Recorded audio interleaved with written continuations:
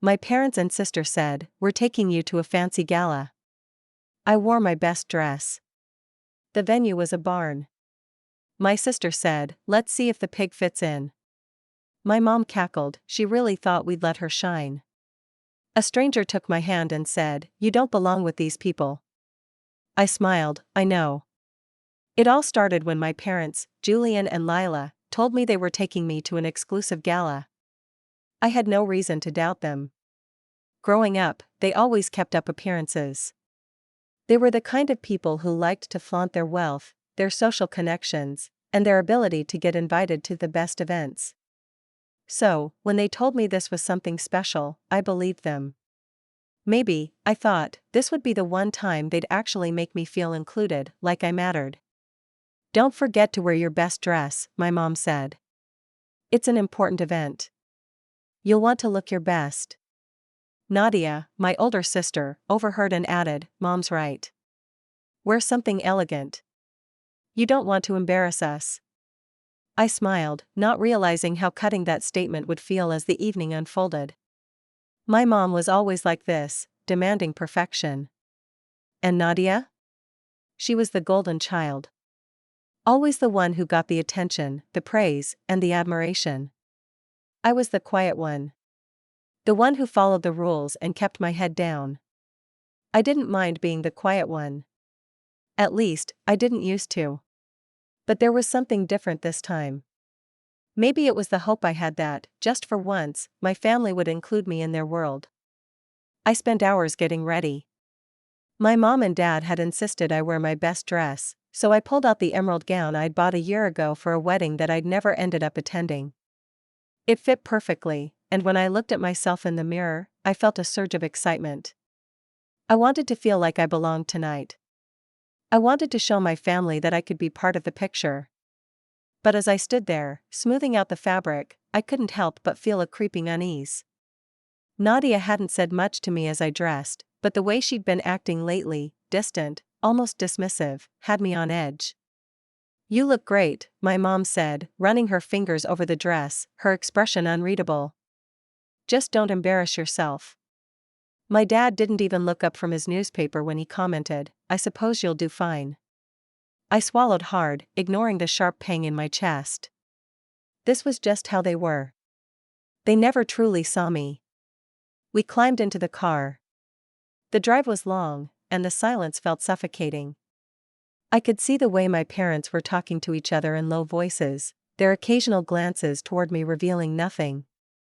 Nadia sat next to me, but she was absorbed in her phone, scrolling aimlessly, clearly not concerned with what was happening. As we drove farther from town, I began to realize just how unfamiliar the road was. The houses started to thin out, replaced by long stretches of farmland and empty fields. I glanced at my mom, trying to get a sense of where we were going. "Where's the gala?" I asked, trying to keep the tone of my voice neutral. "It's just a little farther," she replied, but there was something in her voice that didn't quite match the calm expression on her face. We drove on, and the landscape started to feel increasingly barren.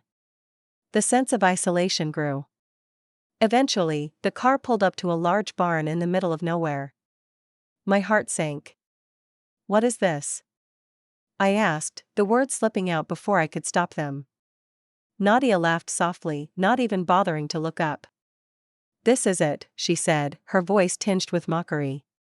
"The fancy gala." I couldn't believe it. This place looked like something out of a bad movie. The barn was old, its wooden beams weathered and cracked. There were string lights hanging haphazardly from the rafters, but they flickered intermittently. People were already gathering, some of them laughing, some of them talking in hushed tones. But none of them seemed dressed for an elegant event. "Is this really where we're going?" I asked, feeling foolish for even asking. Mom and Dad both gave me strained smiles, and Nadia's eyes twinkled with a mixture of amusement and something darker. "Of course," my mom said, brushing her hand through her hair as though this was perfectly normal. "It's rustic, but people enjoy that kind of thing." I felt my stomach turn. It was so far from what I had imagined.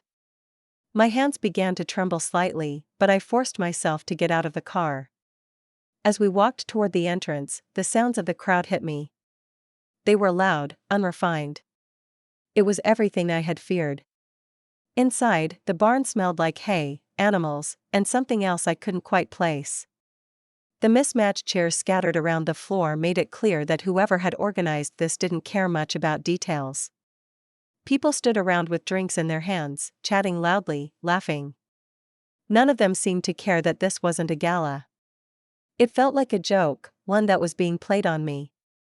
Nadia wandered off almost immediately, leaving me to stand awkwardly near the door. My parents had already started talking to people, too busy to pay attention to me. The sting of being ignored, of being treated like an afterthought, wasn't new, but tonight, it felt sharper. I wandered over to a corner, trying to gather myself. The dress that had made me feel so good at first now felt like an absurdity in this place.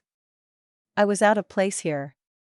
I couldn't stop the thought from creeping into my mind, they never really cared about me, did they? And that's when I heard it. Let's see if the pig fits in. The voice was Nadia's. She stood with her group of friends near the bar, laughing loudly. The words cut through the air, and I felt my blood run cold. I turned to look, and there they were, all of them, smiling at me with an expression that made my skin crawl. Nadia's friends laughed, their eyes narrowing at me. They weren't laughing with me. They were laughing at me. I could feel the weight of their judgment, their cruelty. I wanted to disappear. My heart was pounding in my chest, but I stayed rooted to the spot, trying to keep my composure. But then I heard my mom's voice, light and sarcastic. She really thought we'd let her shine, she said, her voice carrying across the room. Sweetheart, you should know better. I didn't know how to respond. There was nothing I could say that would change what was happening. The truth settled over me like a cold wave. I was just a prop in their lives, someone they could parade around for their own amusement. I wanted to run. I wanted to leave. But instead, I stayed. I stood there, paralyzed by the realization that I didn't belong here, not with these people. As I stood there, feeling the weight of their laughter pressing down on me, a strange numbness began to creep in. It wasn't like the pain I had felt before. No, this time it was something different, almost like a quiet resignation, a sense of understanding that I had never truly been a part of this family. They didn't see me, not really. They saw a version of me they could control, mold into something they wanted. And for the first time I saw it too. I wanted to leave. My mind screamed for me to turn around, to walk out of the barn, to find a place where I could breathe without the suffocating presence of judgment and mockery. But I couldn't move. I didn't know where to go, and part of me felt like leaving would confirm their worst belief, that I was weak, that I couldn't handle their world. So, I stayed. For a long time, I wandered through the barn, barely registering anything happening around me.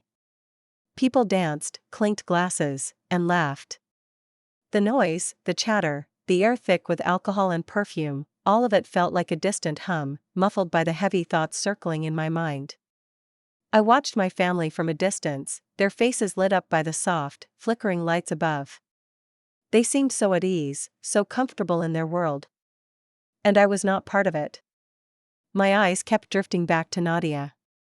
She was in the center of it all, laughing, joking, the one everyone was drawn to. And there, on the outskirts of the crowd, was me. Unseen. Unimportant. The way they'd always treated me. The way I had always allowed them to treat me. I didn't want to be invisible anymore. But I had no idea how to stop it. I didn't know how to be anything but the quiet daughter, the one who stayed out of the way, the one who accepted whatever scraps of attention or approval they threw my way. But as I stood there, in that barn full of people who were all pretending, I felt something inside me shift. It wasn't anger or even sadness, it was clarity. A sudden, sharp understanding that I didn't have to be part of their world. I didn't need their approval. I didn't need their love, if it came with so many conditions and expectations. I wasn't just their punching bag, someone they could manipulate to their whims. I was a person. And I was worth more than whatever they saw in me. That's when I felt a hand gently touch mine. I looked up, startled. It was a man, older, perhaps in his mid-50s, with graying hair and a calm, reassuring expression. His eyes were kind, but there was something about him that seemed so different from everyone else here. His presence felt grounded, centered in a way that made everything else seem shallow. "You don't belong with these people," he said, his voice low but firm. It wasn't a judgment. It wasn't cruel. It was a simple statement of truth, as though he could see right through the facade I had been living behind. I blinked, processing the words. "What?" I asked, half expecting to hear something else, maybe an explanation for why he said that. But there was none. His gaze never wavered, and for a moment, it felt like he was seeing me for who I really was. Like he knew exactly what I was feeling. "You don't belong here," he repeated. "You've been trying so hard to fit in, to get them to notice you. But you've already outgrown this. Outgrown them." His words were simple, but they cut through me like a blade. He wasn't just speaking about this event, about the barn and the people in it.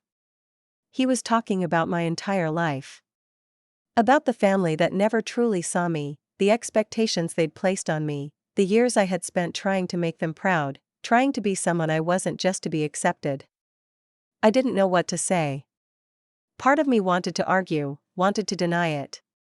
But another part of me, perhaps the quieter, stronger part of me, knew he was right. I did belong somewhere, just not here. "I know," I whispered, the words barely audible. But they were the truth. The truth I had been afraid to admit, even to myself.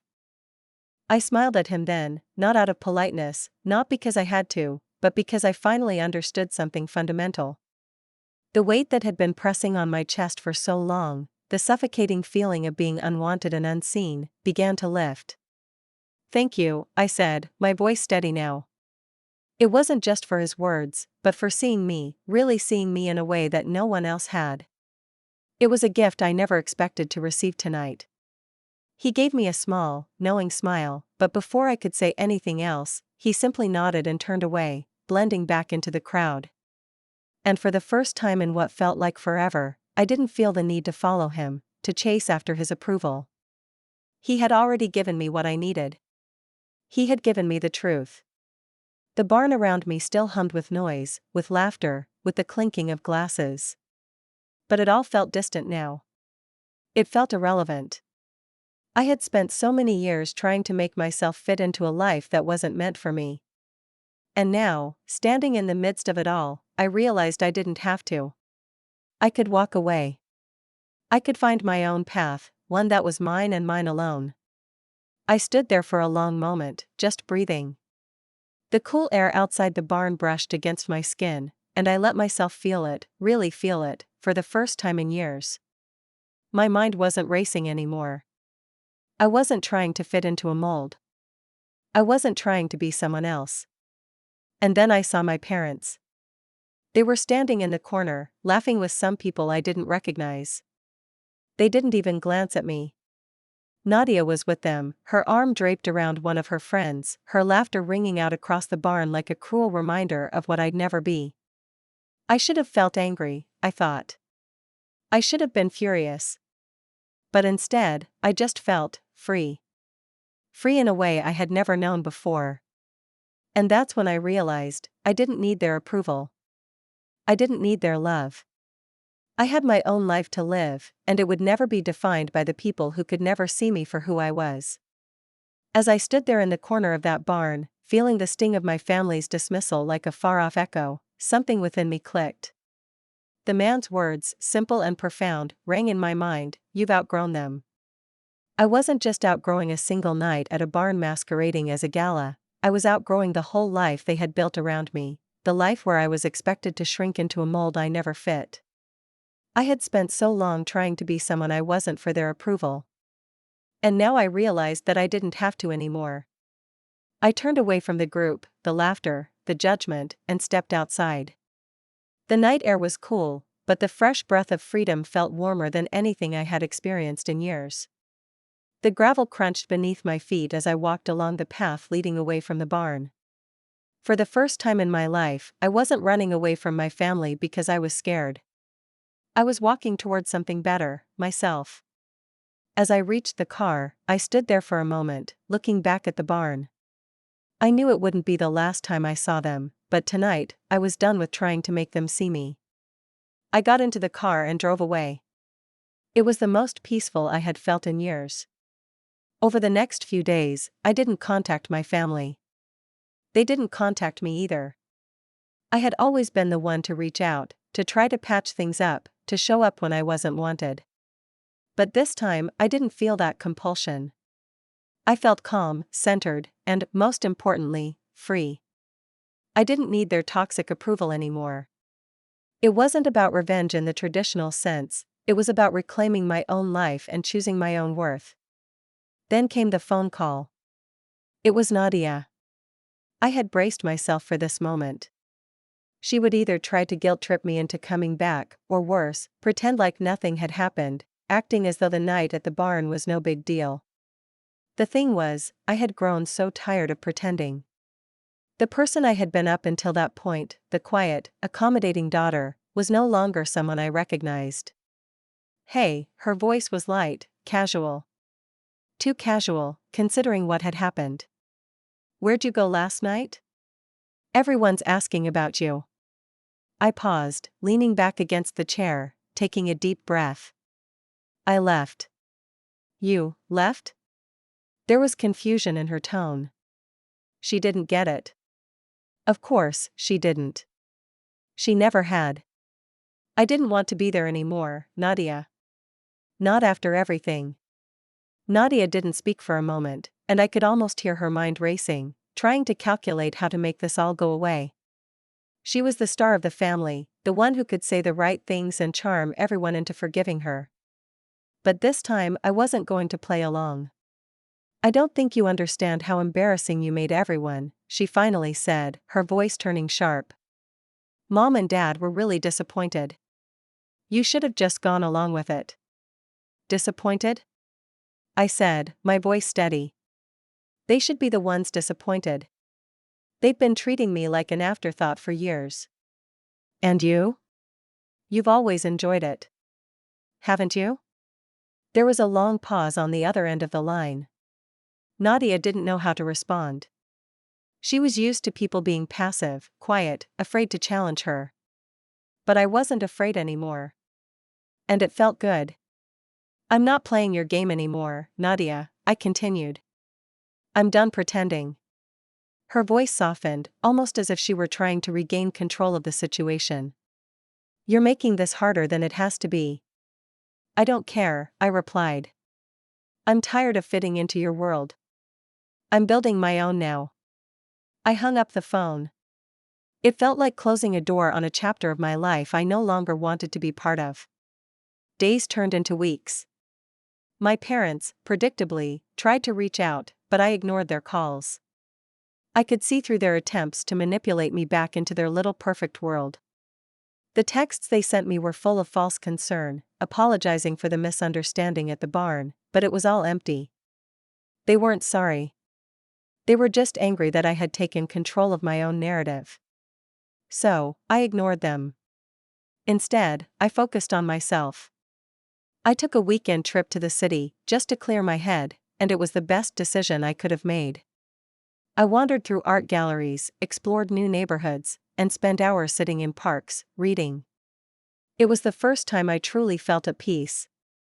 I started reconnecting with old friends I had drifted away from, people who never judged me or made me feel like I had to be someone else. I found joy in simple moments, in conversations that didn't feel like performances, in laughter that was genuine. I realized just how much I had been missing out on by staying in the toxic orbit of my family's world. Then came the invitation. It arrived in the mail, sealed with the same fancy stationery my parents always used for their important events. The words "family gathering" were written in bold, and at the bottom, in a delicate script, "We hope you can join us to celebrate a special occasion." I wasn't surprised. They were trying again to bring me back into their fold, to get me to play along with their charade. This time, it wasn't a barn masquerading as a gala. No, this time they were holding it at a luxurious restaurant downtown. They had pulled out all the stops. But something had changed in me. I wasn't the same person who had sat in the corner of that barn, invisible and waiting for their approval.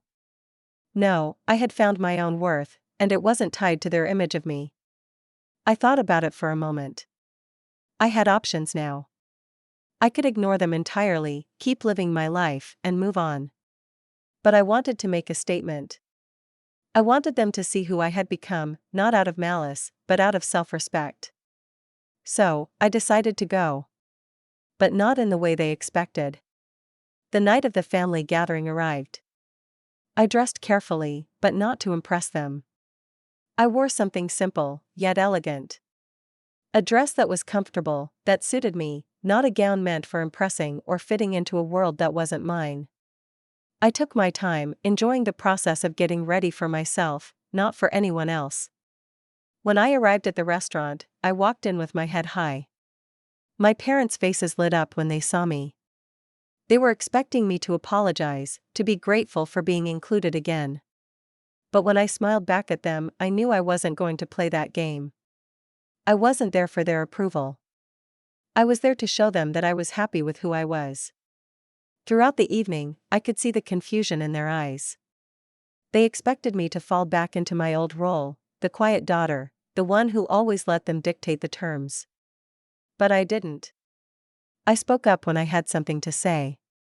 I engaged with people who were genuinely kind, and when Nadia made another passive-aggressive remark, I didn't flinch. I simply smiled and moved on. The evening was uneventful, but it felt like a small victory. By the end of the night, I could see it in their eyes, they were no longer the powerful ones. I was. I didn't need their approval anymore. And it was a truth they couldn't deny. The next morning, I received another message from my parents. But this time, it was different. It wasn't full of guilt or false promises. There was no blame, no sarcasm. It was simple. We're proud of you.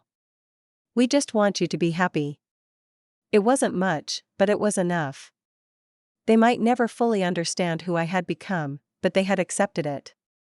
And in the end, that was all I needed. As for me, I knew one thing for sure, I was finally free. I had reclaimed my life, my self-respect, and my happiness.